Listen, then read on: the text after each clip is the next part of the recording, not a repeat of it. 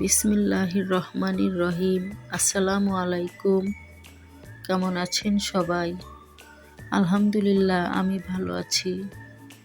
মারিয়ামের রান্নাঘরে স্বাগতম জানাই সবাইকে। আজকে আমি শাপলা দিয়ে এই পাঙ্গাস মাছের ডিম বলে না ফুল বলে এটাকে আমি জানি না, তবে এটা দিয়ে রান্না করব। ধনিয়া পাতা দিব, বিলাতি ধনিয়া পাতা সাথে।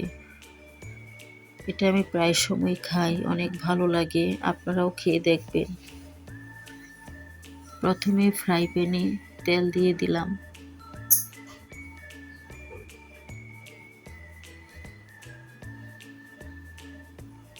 তেলটা গরম হয়ে এলে পেঁয়াজ দিয়ে দিলাম।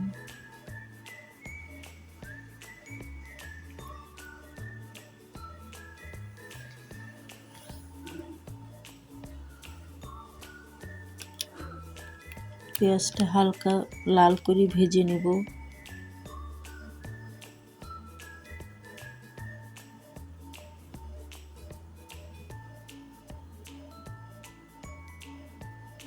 এখন এখানে 1 চামচ পরিমাণ আদা রসুন বাটা দিয়ে দিলাম।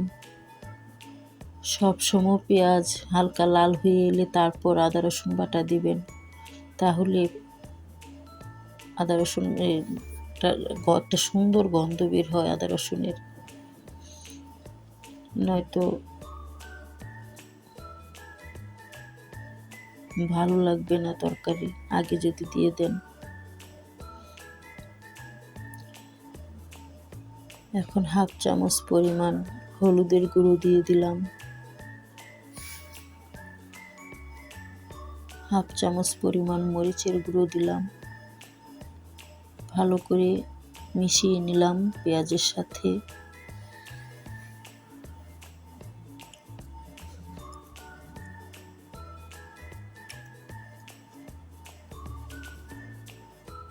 হাফ চামচেরও কম ধনিয়ার গুঁড়ো নিলাম, এটাও একটু মিশিয়ে নিলাম। মশলাটা যেন পুড়ে না যায় সেজন্য অল্প পরিমাণ পানি দিয়ে দিলাম। এখন ভালো করে কষিয়ে নেব।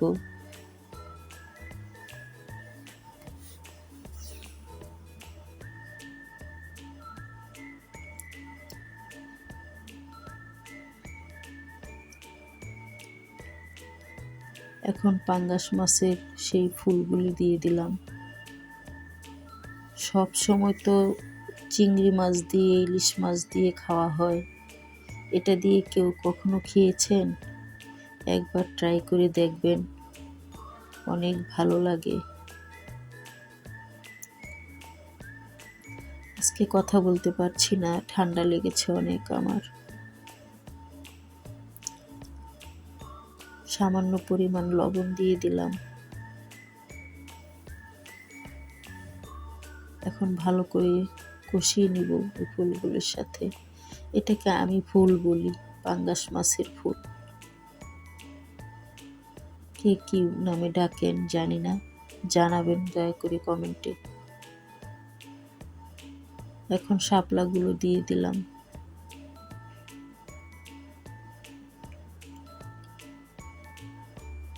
শাপলা দিয়ে ভালো করে কষিয়ে নেব।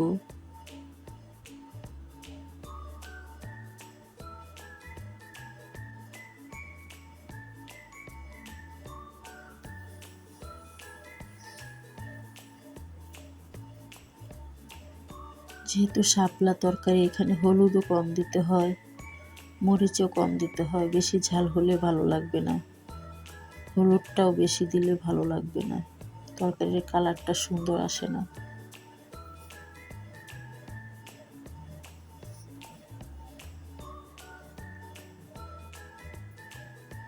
শাপলা থেকে পানি উঠেছে।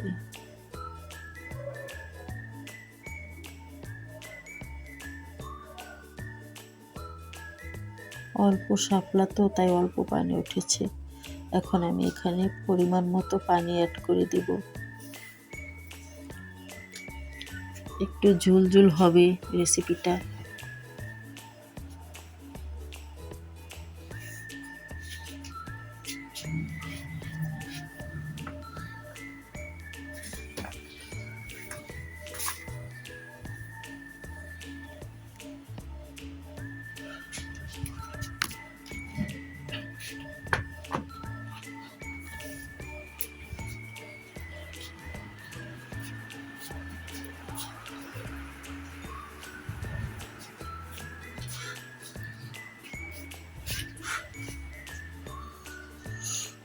আমার রেসিপিটি প্রায় হয়ে এসেছে।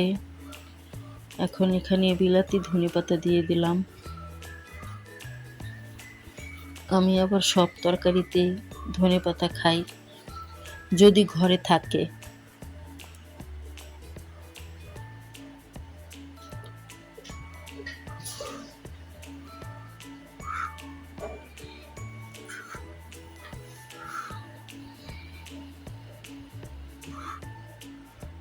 রেসিপিটি যদি ভালো লেগে থাকে তাহলে সাবস্ক্রাইব করে পাশে থাকবেন, বেল আইকনটি অন করে রাখবেন যেন পরবর্তী ভিডিও ছাড়ার সাথে সাথে নোটিফিকেশন পেয়ে যান আপনারা।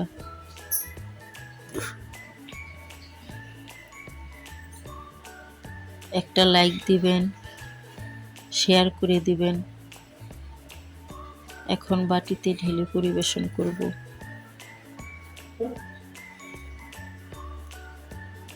হয়ে গেল আমার আজকের রেসিপি। কেমন হলো জানাবেন সবাই। সবাই ভালো থাকবেন, সুস্থ থাকবেন। আল্লাহ হাফেজ।